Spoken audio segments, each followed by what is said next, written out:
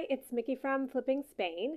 Now, I've been talking to you guys about doing remote research since I'm not in Spain yet, but I want to get started on prepping for my real estate projects. And that happens on a lot of different levels. But for initial, just exploratory research, I have found that YouTube has been fantastic. It's one of the most fun ways to do research anyway. So I thought I'd do a quick roundup of a few channels and videos that I have found to be particularly helpful.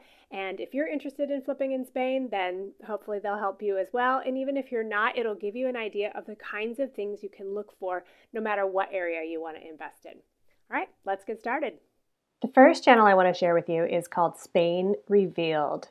So James has been living and working in Spain for a number of years, and mostly he does entertaining videos about living in Spain or traveling in Spain.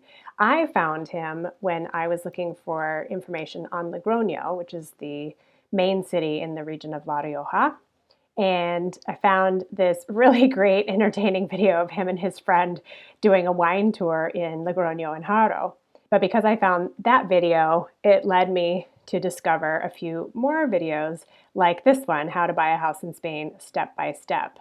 Hey Spain lovers, I know a lot of you are very curious about what it takes to buy a house in Spain, but you're a little bamboozled by all the bureaucracy, all the terms, and the thought of kind of going through all the paperwork and figuring it out is kind of overwhelming, and you got a lot of questions, especially if you don't live here in Spain. We totally understand, and so today we're going to take you step by step the process of buying a house. We're going to demystify all the terms, kind of everything, all the paperwork, all the bureaucracy, because we've just been through the process. We just bought our first home in Spain.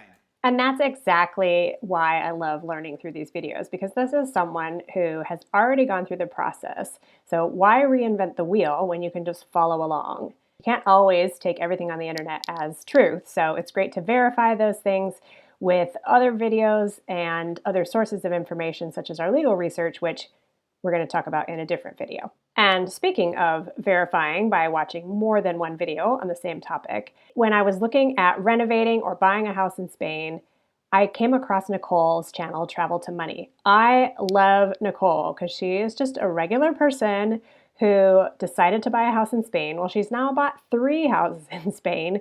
So she's doing exactly what I want to do. And I can just learn so much by watching her go through the process. Recently, I watched this video about her buying her 3rd house in Spain for $9,000. And I really loved what she had to say because I've been thinking about, is it better to buy a really cheap house and do a full renovation or to buy something that's a little more livable? Probably that's the best option to start, and Nicole agrees. Now, you also have to keep in mind that the 5,000 euro house was mostly in shambles, while the 20,000 euro home just needed some fresh tile. I know 5,000 euro sounds like a great deal, but trust me, the first house that I bought for 20,000 euro was definitely the better deal. And that's the kind of real talk that it's really helpful to hear when you're sort of weighing up your options, but you're not on the ground and you can't start exploring yet. And the great thing too is that once you start looking at videos from people, you all of a sudden get to learn about things that you didn't even think about learning. So Nicole also has a great video on how to buy a car in Spain, which now that I know I'm going to be working in the countryside and commuting might be something that I have to think about. So she walked step by step with her process buying a car, and it was super helpful. The other video that I really loved was this one, the annual cost to own a home in Spain. She breaks down every single little thing. So this is really going to help me when I'm trying to fill those gaps in knowledge like taxes and homeowners insurance. In fact, she has a whole video just on homeowners insurance, and believe me, I was so surprised and pleased to hear how low it is. The third channel that I want to share with you is Millennials with Money. Now, I may be showing my age, but when I scrolled through here and I saw these really bright thumbnails and all these sort of clickbaity titles, I thought, oh God, this is just going to be another one of those guys yelling at me through the screen, telling me all this stuff.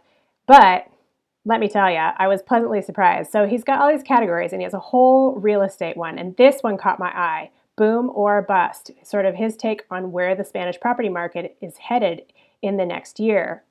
That's what I'm going to talk about in today's video, so let's get right into it. If you're new here, my name is Jonny. I'm originally from the UK, but I've been living and working in Madrid for the past 4 years as a finance professional. So that was the first thing that made me really happy, is this is a guy with a finance background. And when you listen to him talk, you can tell he really knows his stuff.